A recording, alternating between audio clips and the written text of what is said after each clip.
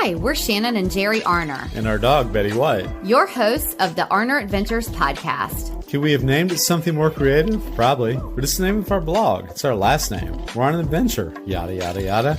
After running our own business, working 24/7. And don't forget a mental breakdown in between. We made a lifestyle change and decided to make the most out of life. We sold our house, most of our belongings, downsized, and moved to the coast. We live life minimally, but fully. We live each day as an adventure. This show will help you learn how to live life more fully, with more intention, by experiencing more, and with less stuff. We'll talk about our own experiences, interview others who have much to share by creating a spark in our lives. Some days we'll share real-life ongoings of what we're going through, and others will talk about our favorite flavor of waffle. Come join our adventure. It's the Arner Adventures Podcast. Hello, everyone. I'm Jerry. And I'm Shannon. Betty White is snuggled in her PETA beside us, and we're back for episode 46 of the Arner Adventures Podcast. Today, we have a Spark in Our Lives episode who is breaking the mold with all she's doing and will help you break the mold in your own life. Before we get to our guest, let's tell you about our episode sponsor, Southern Oak Artisan. Southern Oak Artisan is our go-to for candles. Why? Because Southern Oak Artisan candles are 100% natural soy, the only kind we have in our home. That's right. And as we're approaching the holiday season, we would like to remind you that candles make great gifts. These are sustainable, bring joy, and are eco-friendly. These gifts aren't going to get tossed aside. They're actually going to be used and enjoyed. They're consumables. We love that as gifts. Oh my gosh, right down our alley. Southern Oak Artisan has really great scents to choose from, only made from the highest quality ingredients, so they aren't toxic like a lot of candles are. And we have a discount code for you too. You can go to southernoakartisan.com and use code ADVENTURE for 10% off of your candle order. We'll link it for you in the show notes. We just love Southern Oak Artisan and know that you will too. And you know who else you're going to love? Our guest today. Our guest is Lindsey Lerner. Lindsey created The Cost of the Status Quo. She helps you to examine the impact of living your life, both professionally and personally, according to societal norms and the transformative power that breaking the mold can have on your life. This was such an impactful conversation. I just adored it. Are you ready to get to it? Oh, let's get to it. Well, today's guest is someone who we really resonate with, who embodies the term spark in our lives with her journey. We can't wait to introduce you to her. Our guest is Lindsey Lerner. Lindsey is a founder and business development expert with a passion for community building and social entrepreneurship. She founded her first company while still in college and is now a veteran of the startup world. She's often called a human Swiss Army knife by friends and colleagues. Lindsey excels at developing partnerships, brand alliances, and collaborative efforts. Lindsey lives and runs her business by the principle that art is a business and business is an art, and believes that ethics in business and leadership are crucial to success in business. We loved that a few years ago, Lindsey went against the grain and outfitted a van, which she was able to travel the U.S. in order to live simply and experience more life. I can't wait to get into this conversation. Lindsey, thank you so much for being here. Thank you so much for having me. What an intro. Well, this human Swiss Army knife, the entrepreneurship, all of that completely I get. You know, I started my business that I no longer have. I sold it a few years ago when we made our whole transition, but I started mine in college too. Sure. So I can completely resonate with all of that. But we loved reading your whole story. We loved your whole journey. And I wish we had hours and hours to talk to you, but we don't. So we're going to just get to it. But first of all, we always like to get a mental picture and give our audience a picture of where you're coming to us from. Totally. Right now, I am right outside of New York City. Just moved here. I've spent most of my life in Rhode Island and just made the move to New York. Yay. That's exciting. We Definitely. love New York City. So now I have a mental picture. Now our audience, I mean, I can see you, but our audience cannot. But now we got the picture. We like to have a good idea. So Totally. Okay, let's start with human Swiss Army knife. So I know as an entrepreneur, you almost have to be. Sure. But I would love to know, is that because you're adaptive to just about anything? Is that, you know, all of the skills that you have, or where does that nickname come from? Sure. That nickname came back probably 2015, 2016 or so. I like you had said, started my first business called Level Exchange during college. And Level Exchange at the time was an online platform based in Rhode Island. And the goal was to match make between local musicians and local bars, coffee shops, restaurants. We were looking at musicians and artists more as this vehicle for economic development, not just this stereotype of a poor, starving artist. It was, the artists are coming, they're bringing people to an establishment, whatever establishment it was. Rhode Island, Providence alone had 300 plus restaurants. So it was a really great place to experiment and to test this out. And so through that, I had the experience of being involved in the local music industry. I hesitate to say music industry because it's a music scene. It wasn't a big industry like New York City or like Los Angeles or what's developing or has been developing down in a place like Austin. And so I realized very quickly that I had no idea what the hell I was doing. Sure. And was okay enough to admit that. And so I started doing some research. I am a pretty nerdy anthropology undergrad. And so research was a big thing, especially during college, like you said. And so I started reaching out to managers of artists that I really admired, thinking, well, obviously I can learn something from them. One of the artists had a show coming up at House of Blues in Boston. And so I reached out and I said, hey, I had studied photography from the time I was a kid up until college and went to art school and then dropped out. And my thought process was that I could use photography to get my foot in the door. So use the strength, get the foot in the door, and then ask the questions about music. So I emailed, and this artist, he was a young kid at the time, early 20s, maybe, not much older than I. So I reached out to the manager and I said, hey, I'm in Rhode Island. I'm a big fan. I would love to take photos at the show. Of course, I'll do it for free. Like whatever it takes, just please pay attention to me. Right. And so I sent that email and I didn't hear anything back. And then I sent it again and I didn't hear anything back. And I won't disclose how many times I sent the email, but about a month later, I got a call and I will never forget. I answered the phone. I said, hello. I said, hello. I was like, oh, this isn't good. Is this Lindsey? Uh-huh. This is Kevin. This is George's manager. I said, oh, wow. Okay. And then just panic, just full on panic. I was like, okay. And I will never forget. He just stopped and he straight up, he just said, what the do you want?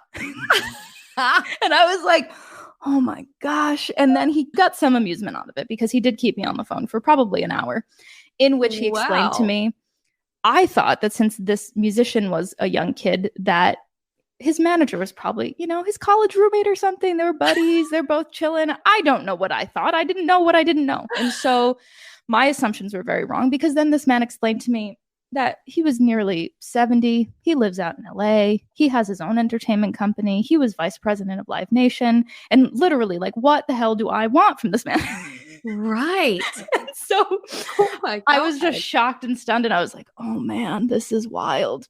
So anyway, fast forward, post probably a year after that conversation, he had said, we don't need you, go away. But if you're ever in LA, you are persistent, at least. So let me know if you're ever in town. And I ended up going to that show at House of Blues, ended up getting in through one of the back doors. He ended up being there. It just added to this pretty hilarious situation and just funny banter relationship that we had. So then probably a year after that, he called me and he said that the artist that I just really loved and adored, he needed some help on a project. And was I interested in collaborating? And obviously I said yes before even thinking about it. Sure. And after working together for a bit, one of the tasks that I had was finding a tour bus for this artist to go on the road for Van's Warped Tour when they RIP, when they used to have that. And so I'm doing my research. I don't know how the hell to find a tour bus. Found a tour bus. And that bus happened to have, I think it was 12 beds. And so I got a note. Hey, we've been having a blast together. We got an extra spot on the bus. Why don't you just come? I mean, if you're free this summer, why not? It'd be easier to work together. It's like, yep. And so like my fingers responded before I could even process what the opportunity was. What? So I end up on Van's Warped Tour and I was just like, whoa, this is why my parents never let me come to this growing up. Got it. Right. Okay. Wow. This is a lot. And so then during that, it was probably a week or so in, and this was a 2-3 month tour. It's pretty long.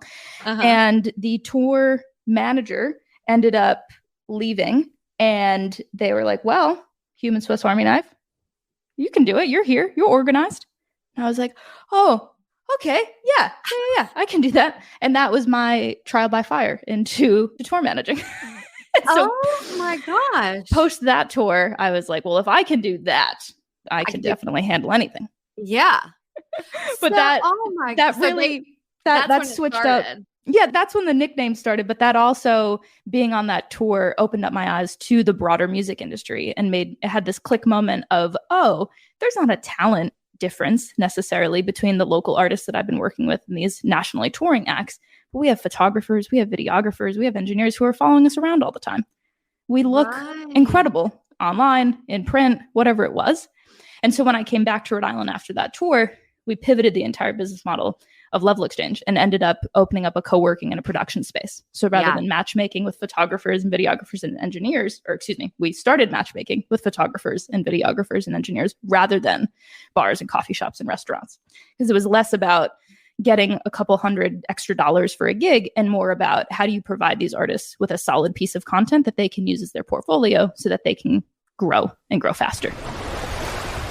You know what I've realized? What's that, Jer? People think that when the temperatures cool down that you don't need to drink as much water. Dehydration can happen any time of year. Drinking water is important year round. It's easy to stay hydrated with Liquid IV. Absolutely. Liquid IV is a hydration multiplier. It's a powder and a packet, so you can take them with you wherever you go. It's an electrolyte mix that you just add to your water. It delivers 2 to 2.5 more hydration than water alone. So many flavors to choose from too. Grape, tropical punch, guava, passion fruit, strawberry. Okay. Liquid IV has a ton of flavors. There is something for everyone. If you want your water to work harder for you, you should definitely try Liquid IV. And for our listeners, if you go to their website, liquid-iv.com, and use code Arner Adventures, you can save 15% and get free shipping. We'll link it in the show notes too. Liquid IV, fueling life's adventures. And so is Level Exchange still in business, or is that? It is not, unfortunately. Okay. So, gosh, I have so many questions. All right. So first of all, I'm thinking when you were on this tour and, they called you human Swiss Army knife, obviously, because they did feel like you could do anything. Were you sort of like fake it till you make it? I'm going to figure this out, mind over matter. Or did you really believe you were just really confident and said, yeah, I can totally do all this? I don't think the confidence necessarily was there. And it depends on the day whether or not that exists. Yeah. Currently. Yeah, like all of us. Sure. But I think what it was having studied photography for so long, and I studied people and portraits, and then going into anthropology and going into ethnography, it was a lot of time being around people and observing people. And so my observation skills are on like a creepy level. And so being on the tour for that first, week, 10 days or so before everything hit the fan, that was really like, okay, I know what needs to be done, so I can figure it out. Right. So when you came back and, I'm thinking about everything you said about the business where you were in Level Exchange, I'm thinking how great that would have been during COVID. Totally. Especially because artists were struggling and, live music and all of that. Definitely. So do you mind talking about how and why that ended? Yeah. So Level Exchange unfortunately came to a close. Like I said at the top, I'm from Rhode Island. I'm a overly proud Rhode Islander and chose to run my business there because I really believed in Rhode Island as a state. I believed in Providence and Pawtucket as cities, as some of the largest cities within the state, and really just loved the community and the people and everything. And I'm from there. And so that gave me a really big sense of pride and of joy. And so to a fault. And I was very stubborn when it came to fundraising. And so when I realized that we were going to be opening up this physical space, I knew, everything, it's probably even worse now, but at the time, the startup world was really exploding into whatever beast that it is now. And it was very much, you have to fundraise and you have to move fast and you have to break things. And it's all of these tropes that I think now are bullshit. But right. But at the time, especially as a young college kid, I was like, man, like we got a fundraiser. We're not a startup and we have to grow exponentially in this hockey stick growth and all of these things. And so I got caught up in that. And I started reaching out to anyone and everyone that I knew that my network wasn't, high net worth individuals. But if I reach out to enough people, I was like, somebody's got to know somebody that knows somebody that we can move this forward. And so I Right. ended up getting connected to somebody through a career center who I was introduced that they were a friend who said, yeah, like they might be interested in this project. Okay, great. Pitched them. They were super enthusiastic, ended up they led the round of funding, secured funding, built out the space. And then the day before the launch, it was made clear that the motivation behind the investment was not because of business or because of a business idea, but more of a personal interest that was very inappropriate. And so unfortunately, that was the demise. And then that turned into a very manipulative and very terrible situation. And yeah, that definitely, I mean, it turned everything upside down. It, without a doubt, rocked the boat for me and rocked my entire world. And so post that, the business was open probably for a year after that. And during that time, it was opening and running the business, but also doing the litigation on these different unfortunate circumstances and attempting to separate and finagle that. And unfortunately, that did lead to the closure of the business. And I think what the biggest mental gymnastics game of the whole thing was, because I started it so young and that was the only thing that I had done for 6 years, that was my identity and that was who I was. And so when that closed, I was like, man, this is it. Like, no one likes me. No one wants to be friends with me. It's all about the business. And so it took it took a long time. It took a lot of therapy and a lot of conversations with really phenomenal friends and mentors and advisors to get back on my feet and to realize, oh, no, like you did this. Yes, you had people help you. And yes, the business was something that attracted people, but what kept them there was relationships that you had built. Right. And, there's a lot of entrepreneurs. Again, I've learned this through a lot of therapy and a lot of experience that there's a lot of entrepreneurs who, start businesses and they don't work out, and they'll start another business and they don't work out. And then they find their success, or totally what they find as their success as finally being happy and finally realizing, yes, this is what all of that was meant for. So exactly. You probably know this now, that just because the business didn't work out, of course, does not mean that you are the person that, it's not your identity. Exactly. And I think so much of the time too, we talk about on here and with a lot of our guests, especially those who sort of go out of the norm, which we're getting ready to get into more, is that so many times people, and I can't stand the question now and I don't even answer it anymore, I go into something else, is when someone says, well, what do you do? Ugh. What do you do for a living? Right. That's not even worth it. I can't stand it. I'm like, that is not who I am. Totally. I'm not what I do for money or to pay bills or whatever. Exactly. It's more about, who you are and the life that you have created for yourself. Exactly. So, so it sort of spawns into this whole mindset thing that I love about you. And I love the things that we have read, like on your social media platforms and all of that. But that also gets us into the cost of status quo. Yeah. Which we talked a little bit in the intro before you came on, but I want to get into more of that. And the cost of status quo offers writing, workshops, and videos on approaching life. So can you tell us what inspired you to create the cost of status quo? I think we have a pretty good idea, but if you can get more into that and tell us more about the cost of status quo. Yeah. So the cost of the status quo started out a couple of years ago. Originally, the idea was around the notion of just show up. That was the motto. It was like, no matter what, no matter how, bummed out you are, no matter how frustrated you are, I always was able to find some sort of internal motivation to go have a cup of coffee with a new person or go to a networking event or figure out a way to, even when I'm just like, oh, everything sucks and everything is everything and being able to lift yourself up and go out and show up. And I started doing a lot of writing around that and had gotten connected with this amazing woman who's a phenomenal writer and started brainstorming with her about this idea. She pushed back a lot on this idea of just show up. And so I started thinking about it and I was like, you know what? It's way more than that. It's not just about physically showing up. You can physically show up anywhere. It doesn't necessarily mean anything. It's more about being present and it's more about being confident in your abilities and really, truly going against the grain to put yourself out there and buck the status quo in that way. Right. And so she pushed me and she said, I think it's way more about this cost of what the status quo is. I think that's really what's pissing you off. I said, I think you're right.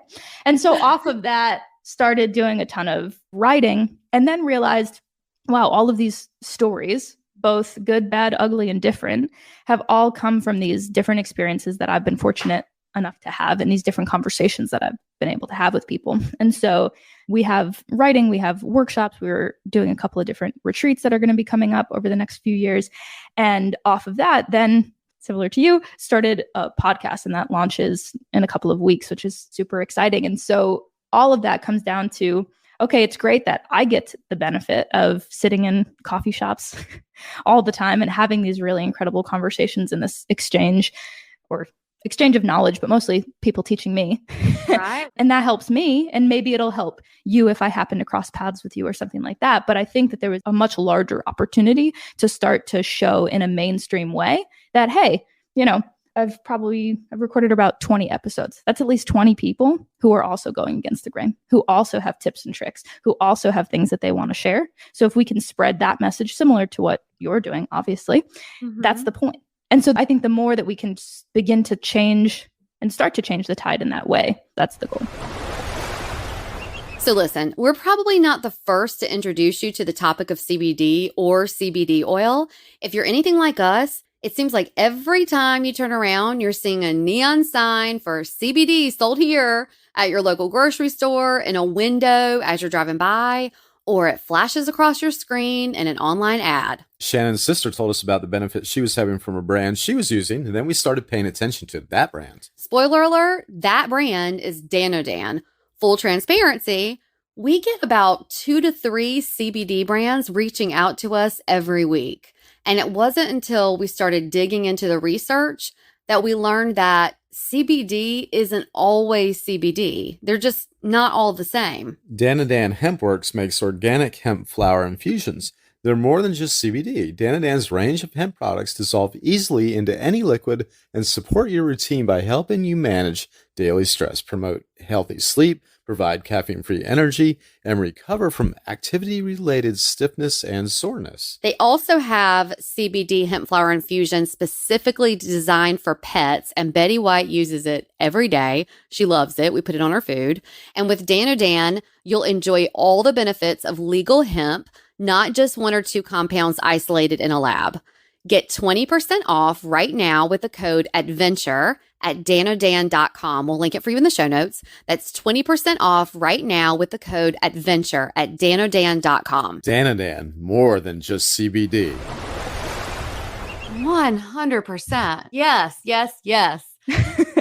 I love that you said when you're learning from other people, because I mean, that's what this podcast is about. That's what we call the interview series, Spark in Our Lives, because when we bring someone on like you, it is really like, oh my gosh, this person's journey is a spark in our life. It always sounds like a soap opera, and it's, but I felt like we were always saying that this person's a spark. This person really is a spark in our life. Let's talk to them. You learn so much when you just listen and when you're just willing to open your brain to someone else's experience. And I think, again, the whole norm, I'm using my finger quotes, the norm of what people think, you should be doing in society. When you go outside of it, it's always amazing to me that people have no problem telling you that's weird or whatever. And then I've learned through these conversations, gosh, no, there's a whole group of us that did not decide to follow that whole quote unquote norm. And, so I love that. I love all of that you said. Sure. I'm like, what's weird? The fact that you're sitting inside from 9 to 5 every day. That seems pretty weird. Weird. I don't know. I just, like I had said before we started recording, I've been fortunate enough to travel a lot, and not just for work, but for pleasure and just for adventure. And that's it. When I do those things and I'm traveling, even if it's going for a walk, travel is anything to me that's point A to point B. It doesn't have to be far. It doesn't have to be wide. It doesn't have to be around the world and back, but it's just that opportunity to look at things differently. And that's when I feel most alive. And so to work a job or to have something that pays the bills that is like weighing you down, absolutely not. It's not worth it. It's just not. I'd rather struggle more and just have the bills paid than be making a lot of money. I mean, that's what happened to us, is that our business was very successful, but we were burned out and couldn't even, I mean, our health was deteriorating, our mental health was deteriorating, and then burnout happened. So yes, I mean, and maybe those people just haven't been through that. And hey, great. I'm glad they haven't. Okay, I want to talk about now the travel and the van. Yes. So a few years ago, you got a van, traveled the US. Sure. What inspired you to do this? What impact did it have on your life? Again, I think we probably know too, but I want to hear it from you. Like, what was this about and how can we start?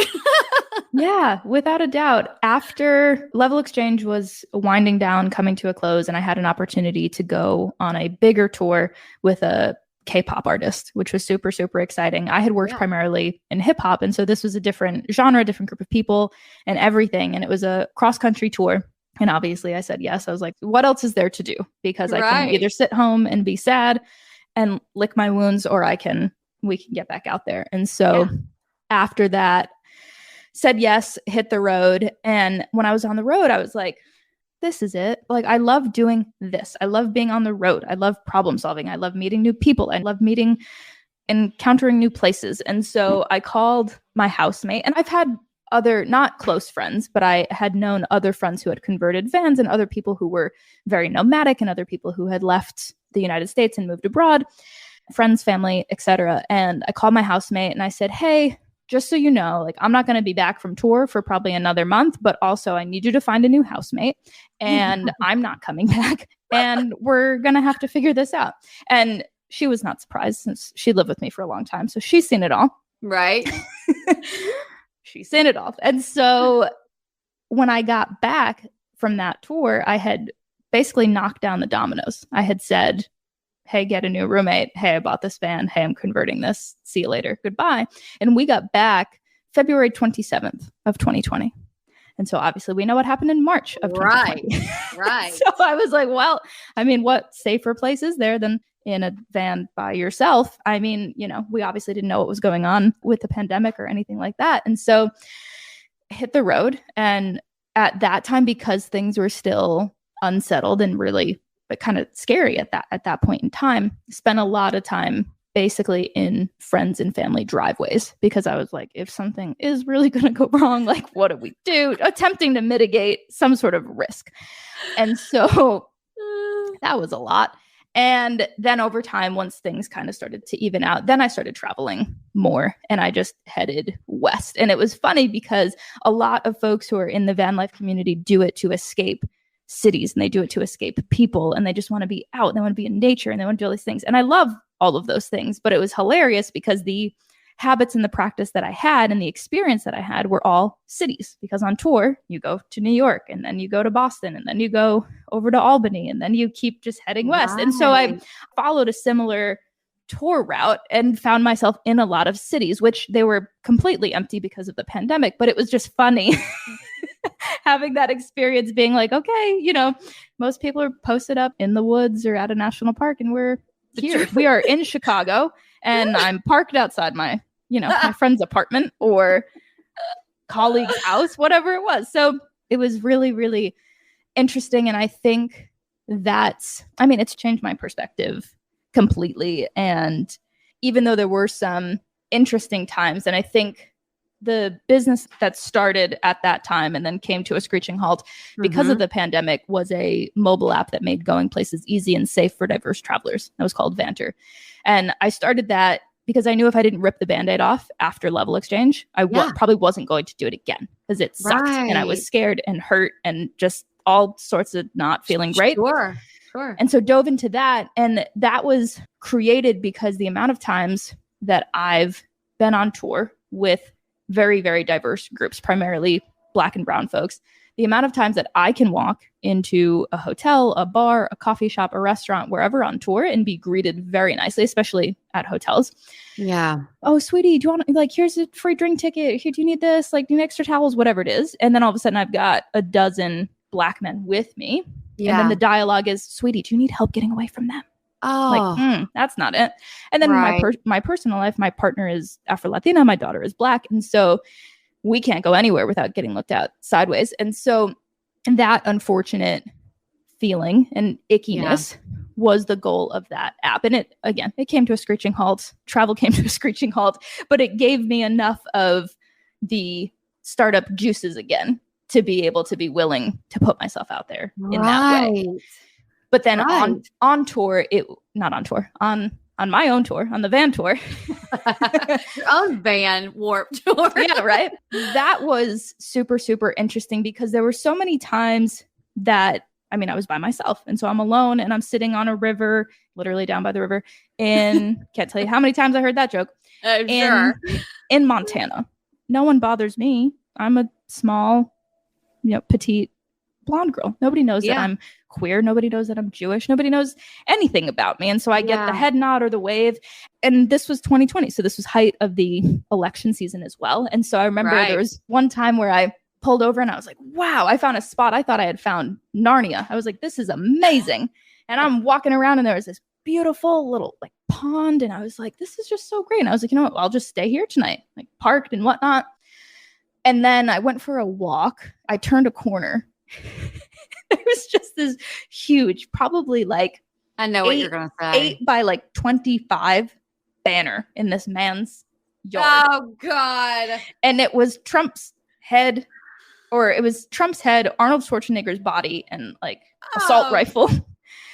And it was, of course, it was like "Make America Great Again." And I was just kind of standing there, and I was like, "Damn, like, what do I do with that? I can't sleep here." That's not safe. No cell service, no nothing. And again, like it's the privilege of appearing the way that I appear, not having my daughter with me, not having my partner with me, not having my loved ones around me that allows me that opportunity. But either way, it was like, this is probably not a great idea. And so kept it moving and slept somewhere else that night. But wow, that dichotomy was always top of mind the entire time that I was in the van for that whole year. I mean, especially when you're telling me when you were doing this, I'm thinking, I mean, that's when, I don't know. I can speak for myself. I wasn't even so much, I don't want to say I wasn't fearful of the whole COVID, the pandemic. Of course I was. Yeah, we were all in fear. But I think that I was more in fear of what's happening with our country. Where do I need to leave to to get to Mexico or Canada or somewhere? 100%. So thinking about being in the van during that time and then seeing that, yes, I would have hightailed it to that van as quick as I could and gotten out of there.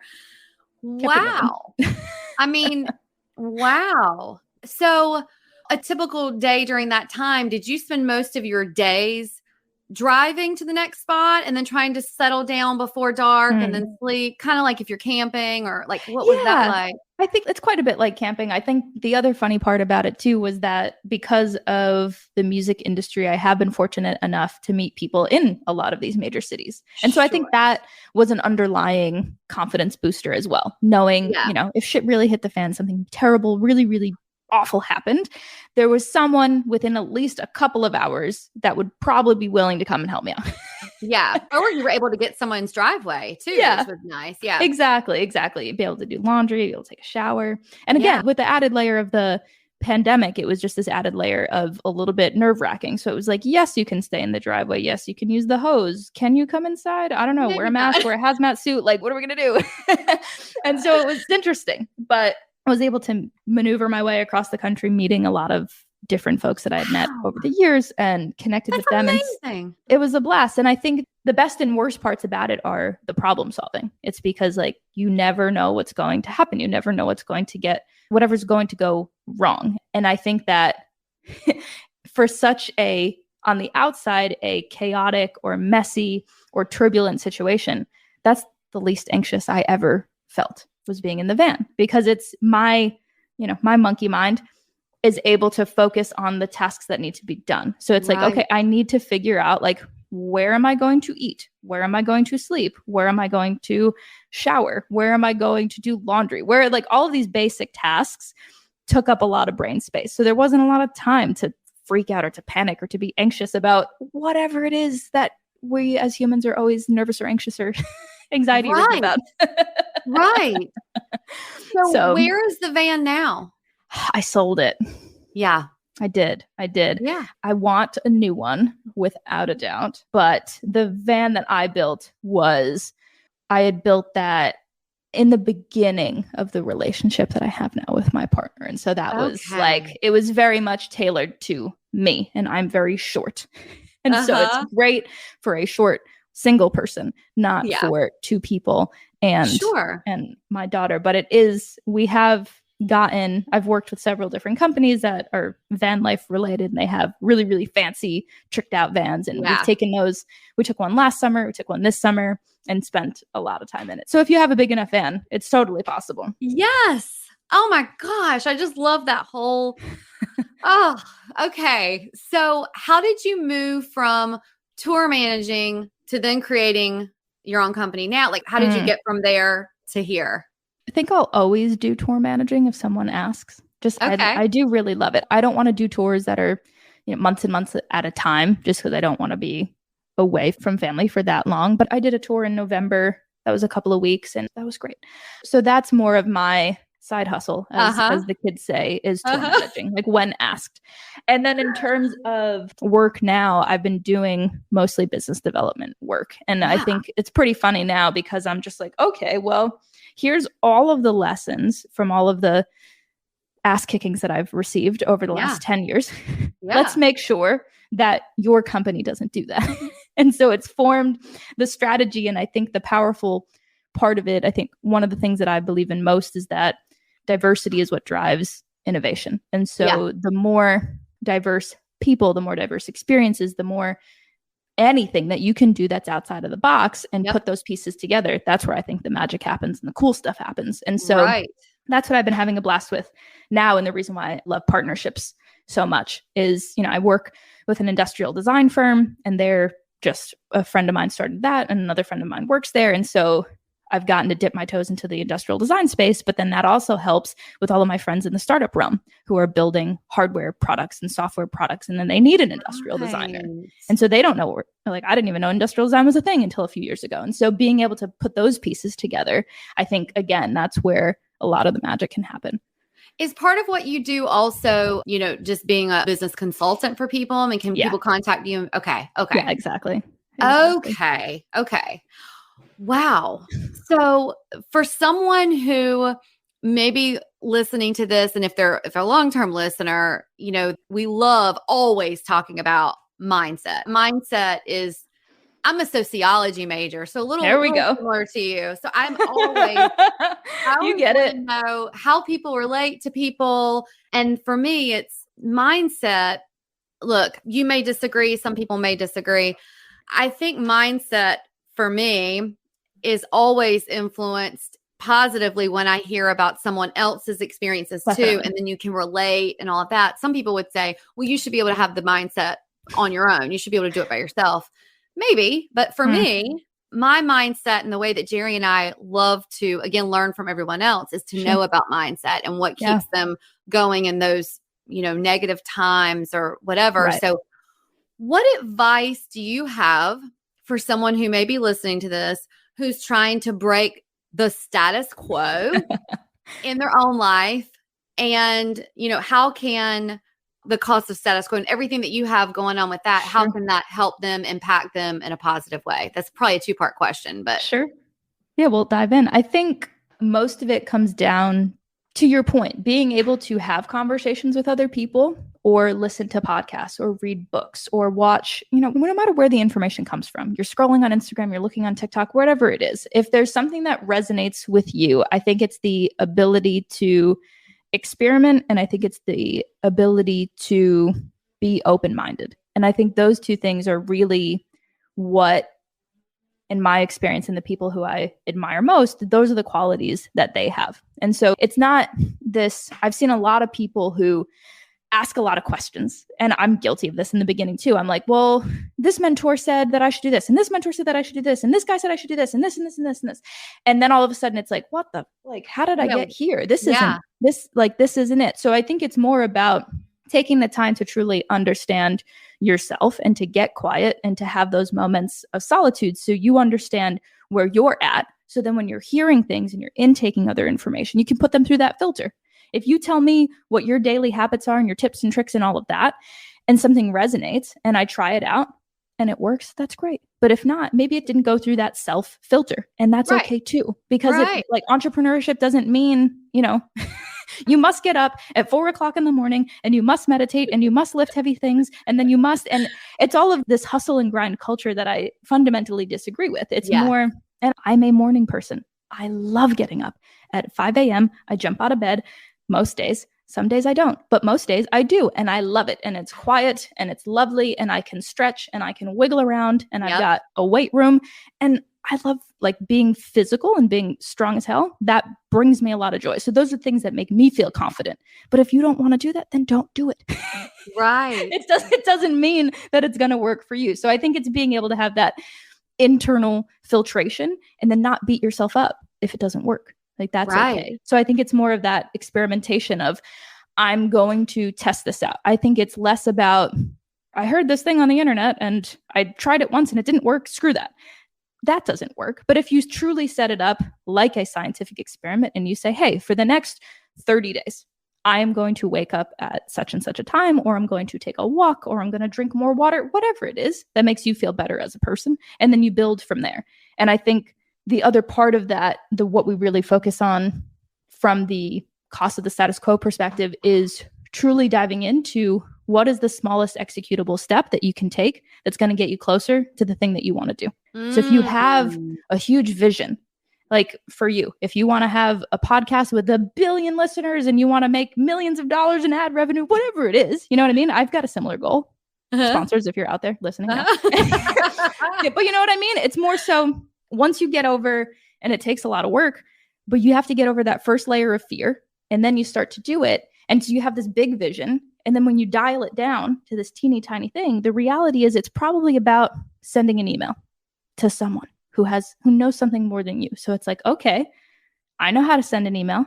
Great. And then for me, I have to write it down. Like if I don't write it down, things don't get done. So it's like send email to, Podcast Genius. Great.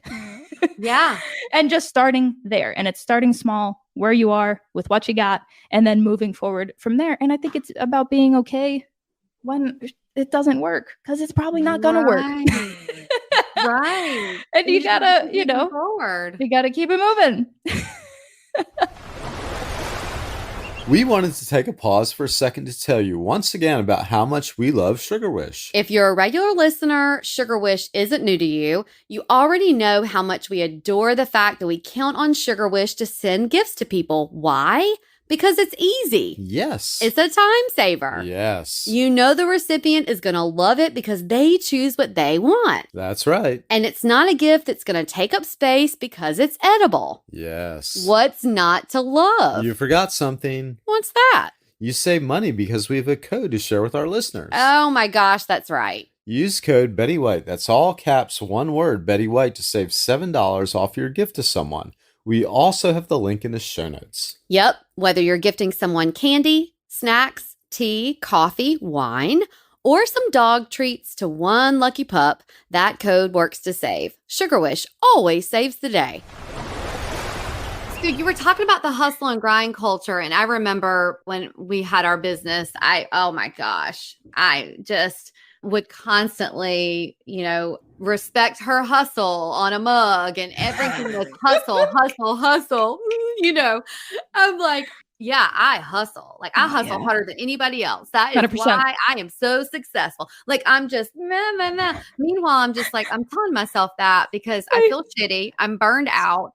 No one knows that this mug is just like the clown smile face because behind it, I feel like ass. 100%. And I want to tell everyone, fuck this. This hustle shit is for the birds. 100%. And I do feel like, have drive and have dedication and motivation, but this respect. I mean, well, I said respect her hustle, but this hustle culture and, push through, Right. every time I read something about, be your own boss. And yes, look, I feel I had a guest on who said this, but I totally agree with it. I'm completely unemployable at this point. Like I could never same. work for someone. Same. I'm not a good employee. I'm a great partner. If you want to do something, you want to get in the weeds, you want to make shit happen, let's go. 100%. When I get told what to do, it's not cute. Right. It's not cute. And I think to your point about like this hustle grind culture, it's also, we're missing a lot, in my opinion, of nuance, the ability to detect the difference, because there's so much noise on social media, and you can go on there and someone can have millions of followers and millions of likes and millions of whatever it is. And that's lovely. But why? Right. And how does that correlate in the real world? I mean, I've worked with a lot of artists and they've got millions of followers and they can't sell 50 tickets in a room. So where's the value there? And where are you actually building those relationships, and where are you finding what matters? And so I think that's it too. And it's, how are you defining success for you? If I can work for myself and make X amount of dollars and pay my bills, sounds good to me. Do I need, like, what is truly the purpose of, and some people, I mean, there's a lot of more altruistic people out there who can make gazillions of dollars and they give back and they're philanthropic and they make the world a better place. And then there's other people who just make and produce and they take and then that's it.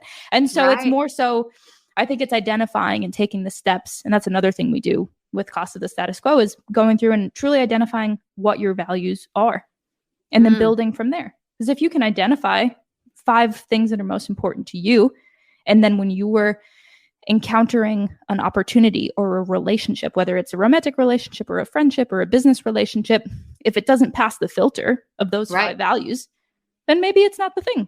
And you can say no.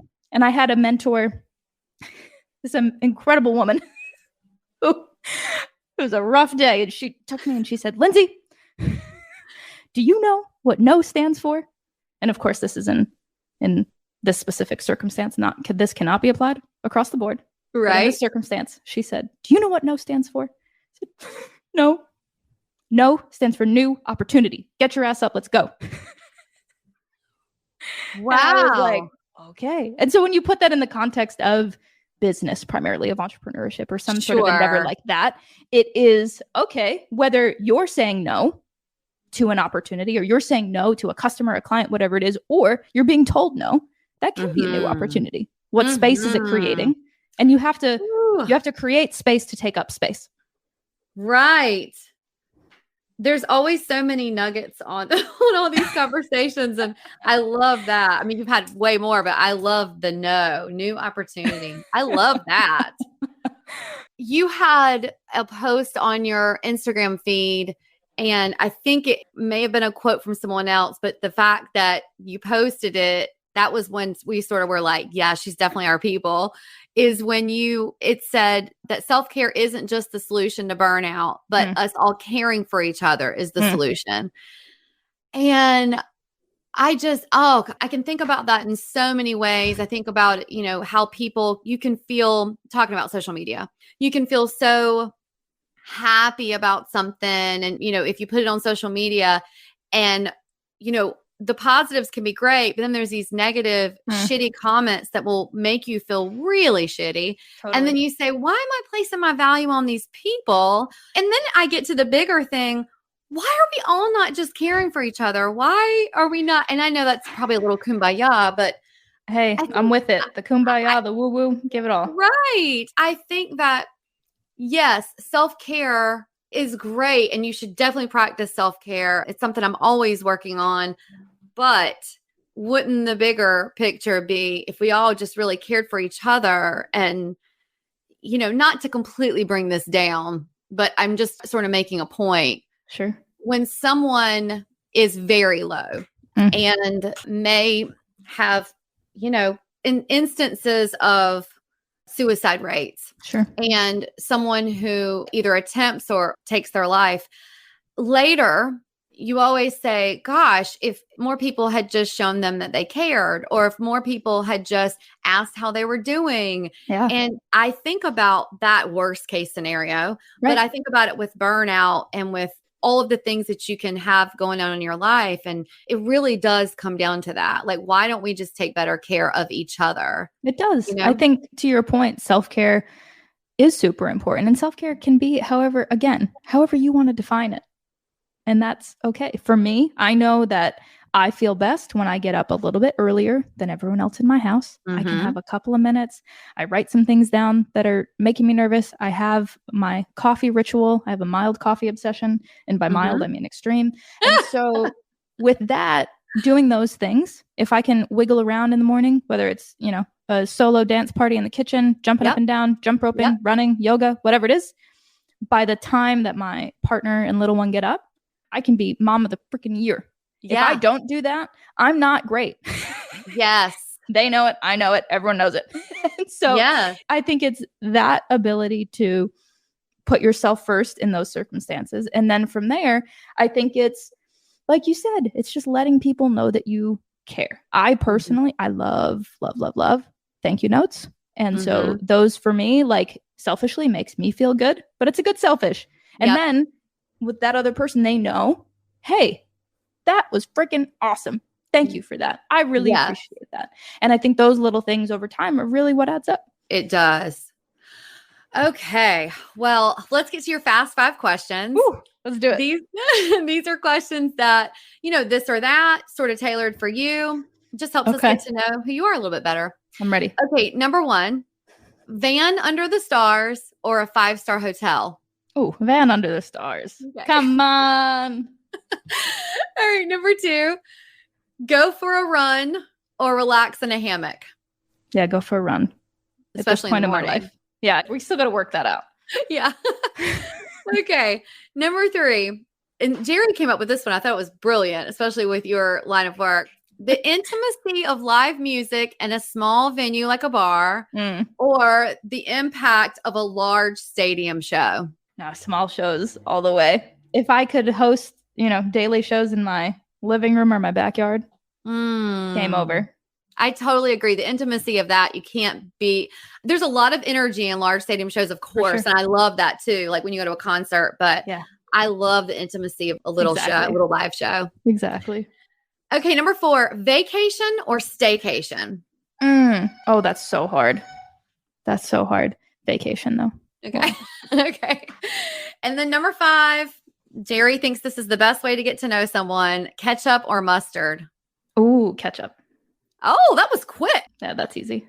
Okay. That's easy. I don't know what that means, but ketchup.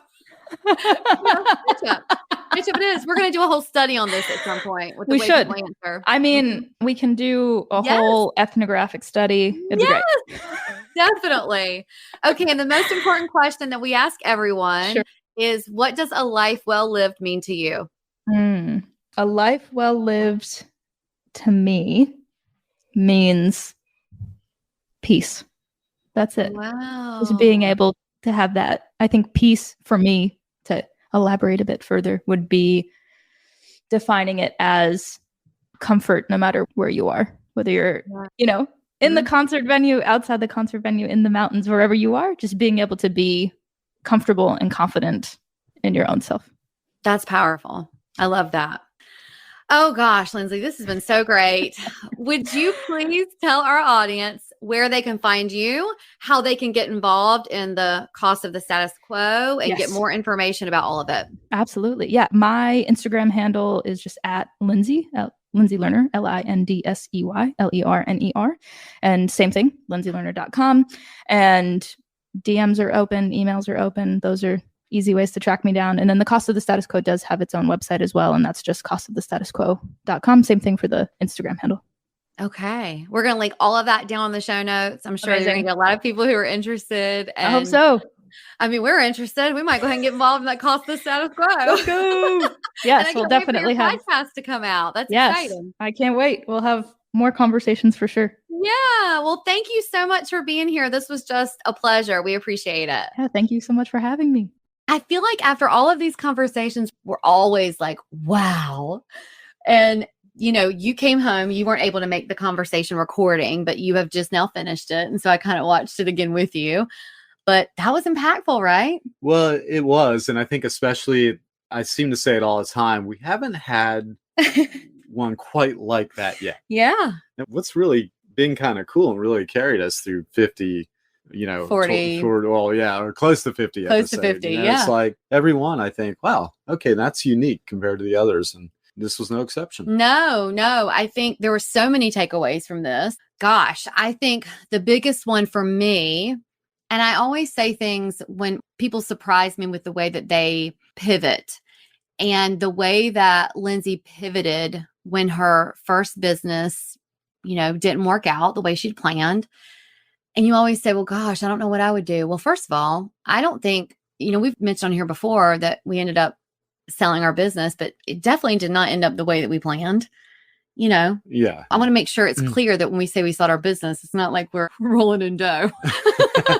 Right. At that point, we were so burned out, we were ready to give it away. We were. So it was enough to cover costs. I don't know. Mentally, I don't know about that. But anyway, being an entrepreneur takes, it takes guts, blood, sweat, and tears. It really does. It takes your blood, it takes your sweat, it takes your tears. And yet it's all worth it.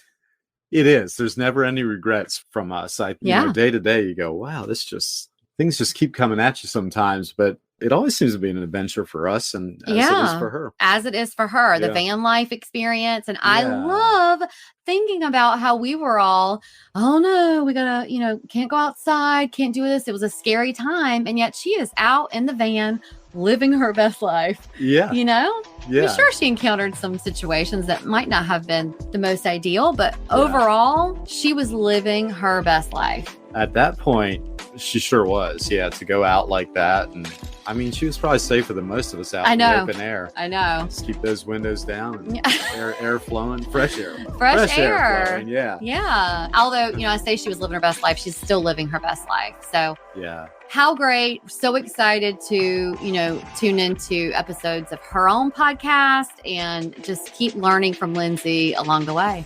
Indeed. Well, if this episode resonated with you, or if you know of someone who would benefit from the knowledge from Lindsey, we would love it if you would share it. As always, you can find us at arneradventures.com, on Instagram at arneradventures, also linked in the show notes. So until next time, enjoy the journey that you're on. We're wishing you lots of adventures. Bye.